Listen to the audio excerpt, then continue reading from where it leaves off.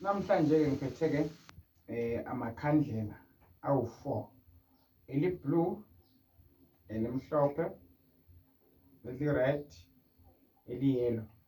Amakhandlela empumelelo engihle ngiba nawo, amakhandlela asuke abusisiwe mbukelo khona ekhaya. Amakhandlela asebenza nini? Asebenza ukudonsa izidalwa zakho noma ke imimoya yakho esuke ihambela kude nawe.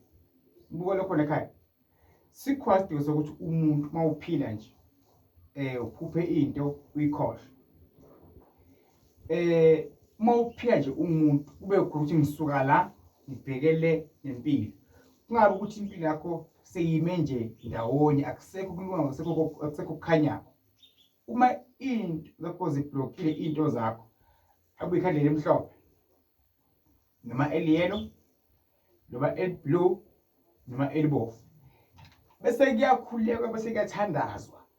La makhandlela wayini uNkulunkulu lawo, kodwa asebenzisana nezithunywa nemimoya thizeni beyidonseke kuphi empilweni yakho. Aphinde futhi kube makhandlela laphinde avimbe eminye imimoya emibi kuphi empilweni yakho. Umbulo khona ekhaya.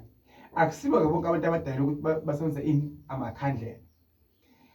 Futhi akusibo bonke abantu abadala ukuthi manje bakhulekele abantu baphile. Akusibo futhi abantu abadala ukuthi bayohlambulula izithunywa zabantu. Umuntu nomuntu unesiphiwo sakhe. Lawo makhandlela lawo mawuphile akhomba inhlanhla, akhomba impumelelo, akhomba ukukhanya empilweni yakho. Umbulo khona ekhaya. Kufana nomuntu ophupha amanzi. Sisikhathi ukuthi umuntu uzophupha ibhayi elimhlophe, khomba inhlanhla nempumelelo, awusho ukuthi lithele. Khandlela eli-yellow limele isimo semadlozi kahle kahle. Limhlophe limele inhlanhla, elibovu limele imimoya emibi, eli-blue limele isibhakabhaka, umoya. Umbulo khona ekhaya. So ke la makhandlela abanye abantu bawasebenzisa ngendlela ezahlukahlukene ezingafani. Ungayi ngami ngiya ngesithunywa sami. Ngenza ukuthi maybe isithunywa sakho siyafana nesakho, izithunywa azifani. Kwenzeka into yangena kuye yafana into yangena kumina.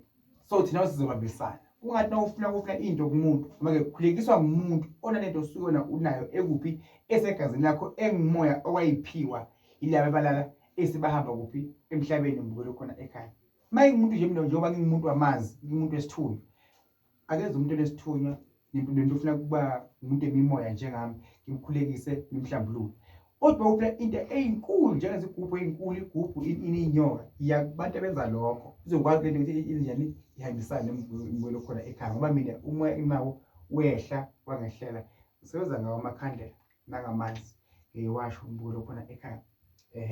Isithunywa ke seyidosa into enhle. Mbukelo khona ekhaya. Uyasithuma isithunywa sami idonsa lokuthi nokuthi impilo ngifuna ihamba nje. Bese isithunywa sakho mbukelo khona ekhaya uyasihlonipha, kukhanya izinto.